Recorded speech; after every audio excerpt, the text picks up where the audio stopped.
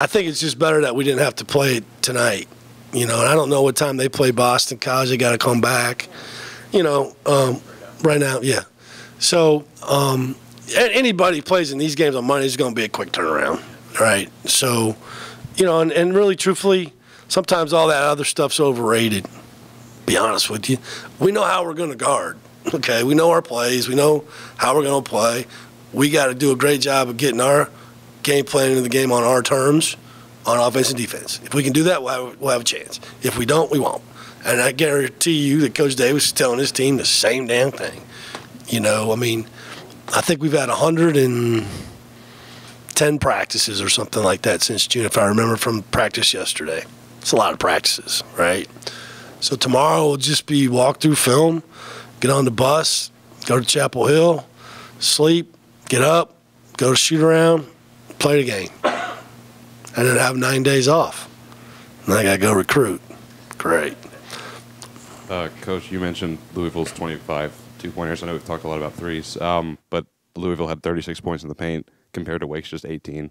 Obviously, unprecedented success from beyond three today, 18 threes, the most of any ACC team this season. Do you think it was just the success from beyond the arc that accounted for that discrepancy in the paint, or is there something else? Oh, I'm sure that had something to do with it. They did a good job of you got to understand how we played the ball screen. You watch film of Louisville, and Sky Clark is awesome at driving the ball and everybody running in there and helping, and then he sprays it out to James or Williams for three. Okay, we weren't giving you that today.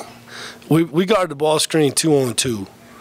If you don't, then you have to come. If you hedge or something in the roll, you got to help in on the roll. They spray it for three.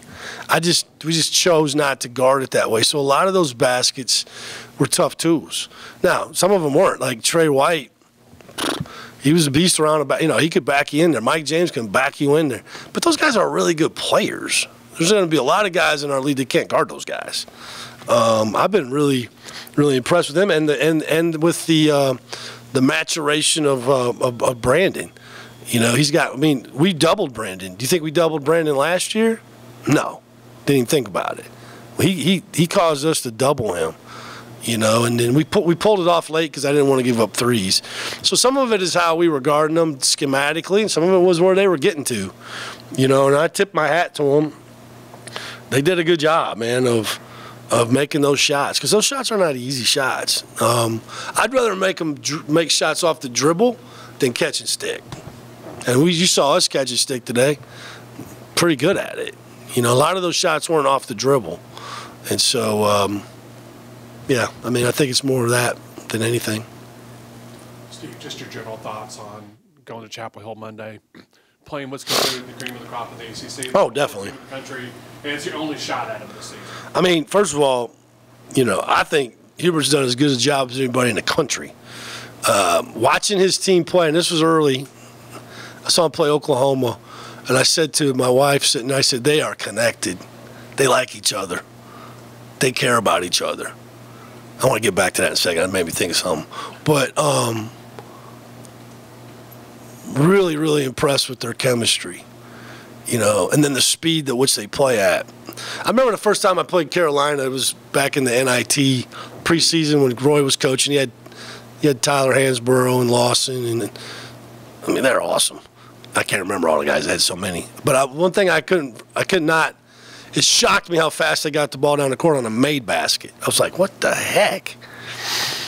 And I feel that about them this year. They get it out, they go. Obviously, the point. What's the guard's name? Davis. If I had to say, right now he'd be the player of the year in the league.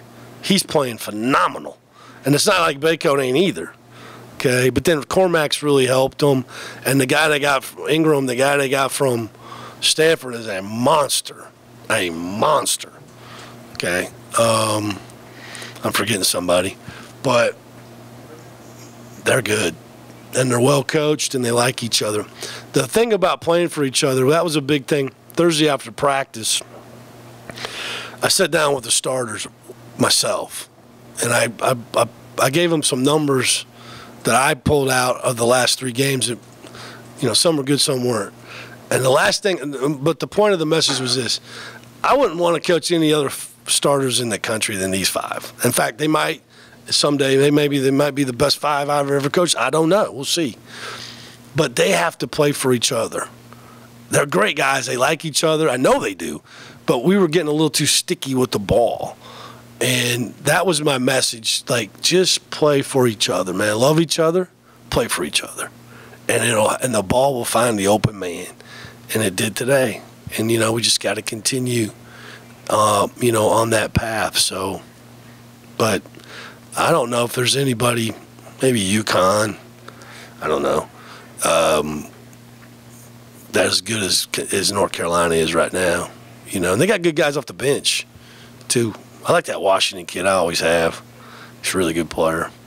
Wojcik's son's a good player. I mean, he'll be tough, but it'll be fun. And I told him in the locker room, I said, you put yourself in position to play it. Play a meaningful game. Let's go do it. Let's go have fun doing it, man. That's what we're here for. All right. That'll do it. All right. Da-da-da, da-da-da.